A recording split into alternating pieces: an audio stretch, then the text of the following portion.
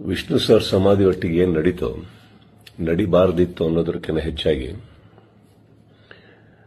ಒಂದೊಂದು ಅರ್ಥ ಬಹಳ ಚೆನ್ನಾಗಿ ಮಾಡ್ಕೋಬಹುದು ಇಲ್ಲಿ.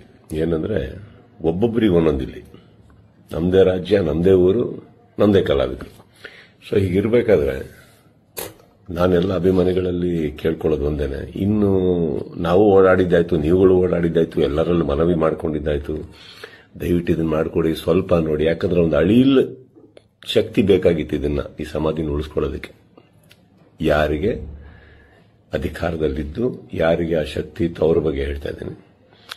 ಸೊ ಅದು ಮಾಡಲಿಲ್ಲ ಅಂದಾಗ ಇನ್ನು ಅವ್ರನ್ನೆಲ್ಲ ವಿಷ್ಣು ಸರ್ನ ನಾವು ನೋಡಿ ಬೆಳ್ಕೊಂಡ್ ಬಂದ್ಮೇಲೆ ಒಂದಂತೂ ನಾವು ಕಲೀಲೇಬೇಕಾಗಿರೋದು, ಇನ್ನು ಭಿಕ್ಷೆ ಮಾಡೋ ಅವಶ್ಯಕತೆ ಇಲ್ಲ, ಕೇಳ್ಕೊಳ್ಳೋ ಅವಶ್ಯಕತೆ ಇಲ್ಲ, ಕೇಳೋ ಅವಶ್ಯಕತೆನೇ ಇಲ್ಲ, ಮುಗ್ದೋಯ್ತಲ್ಲ.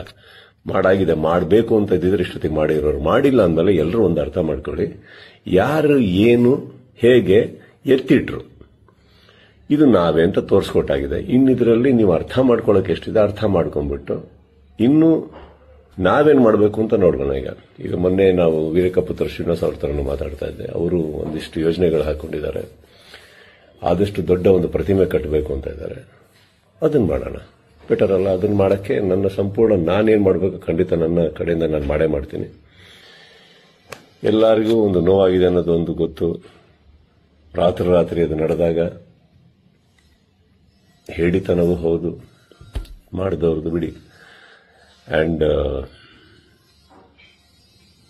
ನೋವಾಗತ್ತೆ, ಬಿಟ್ಟಾಕಿ, ಈಗೇನು ಪ್ರಾಬ್ಲಮ್ ಇಲ್ಲ. 10 ನಿಮಿಷ ಕಣ್ಣೀರು ಹಾಕಬೇಕು, 11 ನಿಮಿಷ ನಾವೇನ್ ಮಾಡಬೇಕು ಅಂತ ಯೋಚನೆ ಮಾಡಿ ಮುಂದೆ ಹೋಗೋದು ನನ್ನ ಅಭ್ಯಾಸ. ನೀವೆಲ್ಲರೂ ಅದೇ ಮಾಡ್ತೀರಾ ಅಂದ್ಕೊಂಡಿದ್ದೀನಿ.